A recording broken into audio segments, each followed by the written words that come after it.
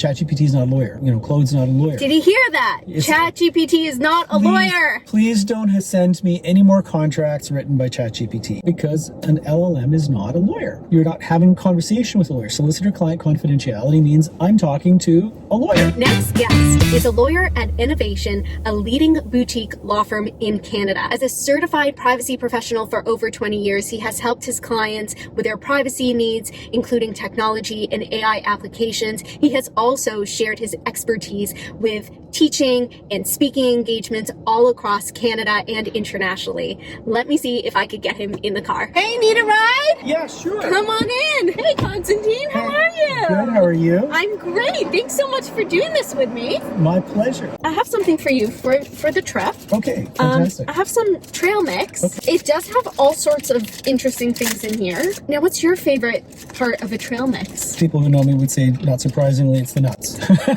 You have to watch particularly which nuts, because some have more fat and that sort of thing. But do you like measure your macros and all that stuff? Yes. You do?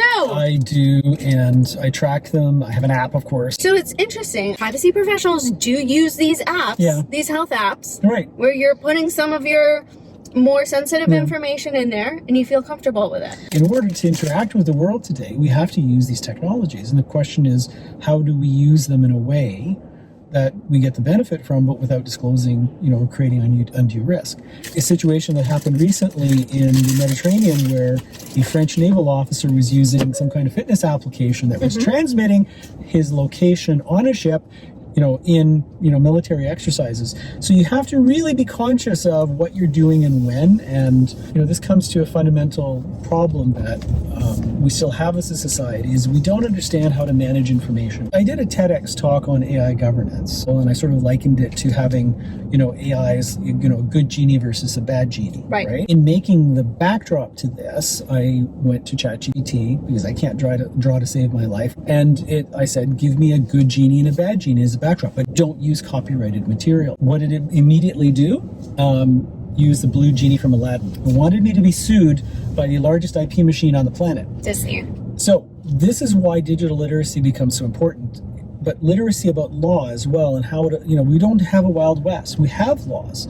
We have laws that govern copyright. Yeah. We have laws that govern employment and human rights. So just because you are now using an AI tool doesn't mean that all of those other things just went away. Right? The laws are still there, they still exist, and you still have to follow them. We regulate activities, not technologies. I recognize that this was a copyright violation, but how many employers are making sure that their staff are doing the same thing? You could be bringing your organization inadvertently into a copyright dispute. That, of course, means liability for organizations. And I think this is all preventable when people rely on AI, for instance, to generate, say, content, do a performance review. Has the data got bias embedded in it? Are you violating human rights laws?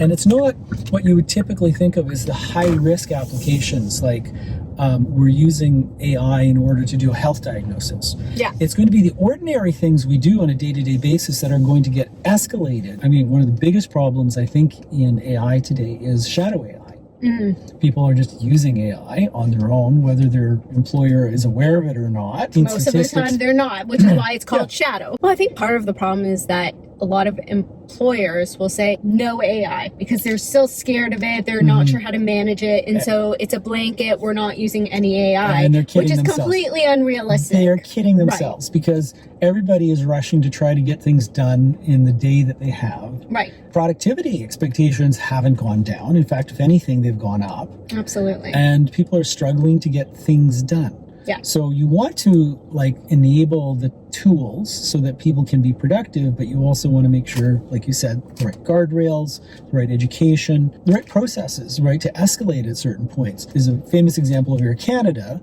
with a chatbot that promised a discount for a bereavement discount for a student, who then said, okay, fine, and then went and tried to claim it. And Air Canada said, well, no, you have to claim this before you book the trip. That's not what the chatbot said, right? Right. They went to court, and Air Canada tried to argue that, oh, no, that was the chatbot, that wasn't us. I think every lawyer in Canada had a good laugh about that, and they, of course, lost. You're responsible for what your technology does, right? That's right. The smart thing to have done would have been to say, thank you for pointing this out, give them the discount, which maybe was $500 or $600, and then fix your chatbots so that it doesn't make these kind of incorrect policy decisions. If a chatbot makes a promise on your behalf, that's your organization. It's not like a travel agent making a promise that you don't have to honor. You almost have to treat it like it is your employee. I'm a little uncomfortable with that. I'll tell you why. Because, well, I don't like to anthropomorphize AIs. Okay. I mean, I think of AI the same way I would think of your email system or your ordering system or your marketing platform. These are technologies that have consequence when you rely on them and outcomes aren't, correct. Generally management is not taking into account when they make these investments.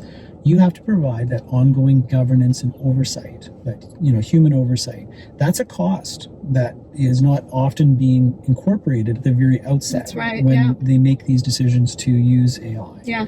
So I think that our maturity as a society around the use of these technologies really needs to be enhanced. So digital literacy is not just for the staff using these tools, it's also the management layer and the board layer to be able to understand how the technology works, what it's good for and what it's not good for. And what risk it will bring to your business. Exactly.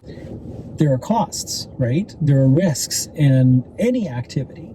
And you have to take those into account and balance them. I have this one really pressing question that I know you know a lot about. Solicitor-client privilege when it comes to AI and using tools like ChatGPT. I know that there are quite a few decisions out there. The sad thing is there's not a lot of decisions. There's 3 in the US I'm aware of and 1 from the UK. That's a lot for a short period of time. Well, but still we've had this now for 2 years really, and they're finally percolating up. It's kind of interesting. 2 issues that come. Let's deal with the confidentiality issue. If it is a technology that you're using and you're just simply posing questions to it, these are business records just like any other business record. So for those who just need a little bit of like a foundation, when a client talks to a lawyer, their communication is privileged, meaning it is not producible. Right. The other side, if it goes to court, whether it's a civil prosecution or civil case, they're not generally producible. Now, caveat,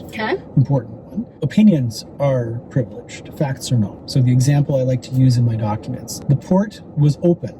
That is a fact. That is not privileged. The port should not have been open. That is an opinion. Right. That's what you can protect. Again, it's not everything that's covered by privilege. It's often overstated what just merely having conversation with a lawyer doesn't necessarily, it's got to be in a certain context, right? Giving legal advice. The litigation privilege is anticipated or pending litigation. Litigation privilege is a little bit broader. You're my client, I could send you off to do some research for me, develop some materials and come back to me. Solicitor-client is very narrow. It's communications with your counsel. There's 2 issues that are floating around out there. Litigation privilege, and a couple of cases have gone either way in the US. One where an individual fed his lawyer's advice and documents to ChatGPT, but not under his lawyer's instructions. He did it on his own. The prosecution got access to this. So let's say it went the other way in the United States, where a self-represented plaintiff used an AI to help develop their case. Okay. And the court said that's not producible. You're forcing literally the plaintiff in this case to provide their thinking in terms of the litigation. Oh, so that was not producible. It was not producible. So what we're trying to evolve now, this is very much a moving area. What we can probably say best is don't use free tools because, of course, if it's free, you're the product. Sure. Turn off training.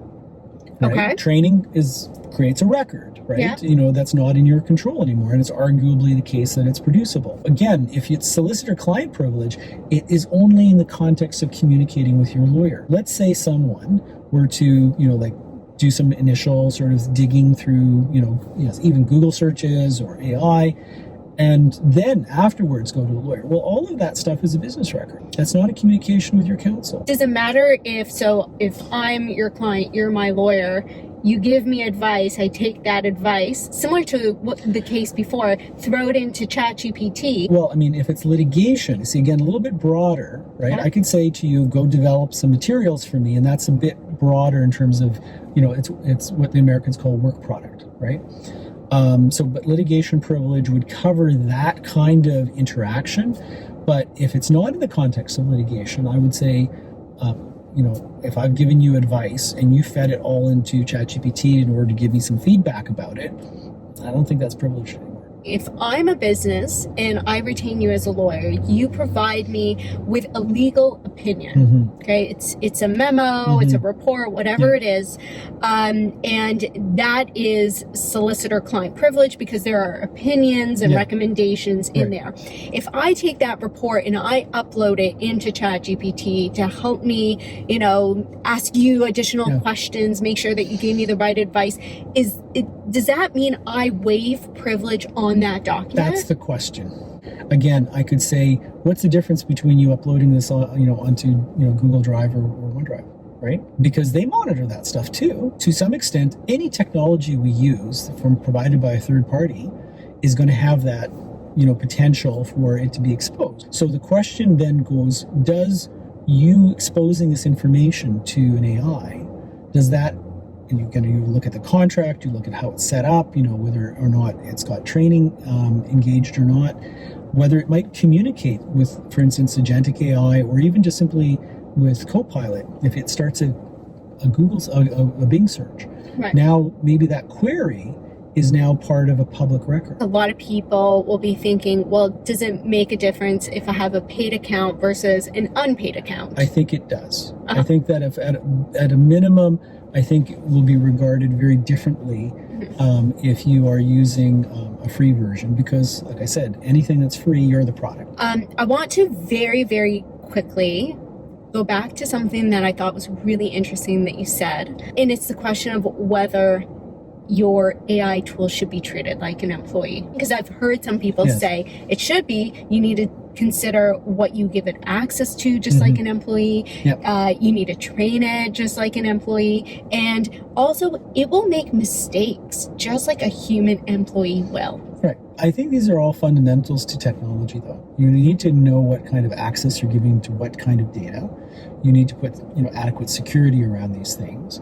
You need to make sure that they're trained to actually produce the outputs and the quality that you're looking for. Kind of like an employee. Well, yeah, I mean, it's no different in that regard, but again, I'm a little uncomfortable with anthropomorphizing these tools. Now, I will say, and I'm prepared to keep an open mind, and I've read some interesting commentary about this and said, well, we were never around to actually observe our own sentience in all of this. We anthropomorphize AI. It creates a danger, I think. We treat it as more than a technology, in that the sense that it's like something that should be entrusted more so than just simply the output of a database. And that, I think, is, even the word hallucination, which, AI hallucinations are so, commonly talked about, especially in the legal community. Well, hallucinations are, product of, biological, functions.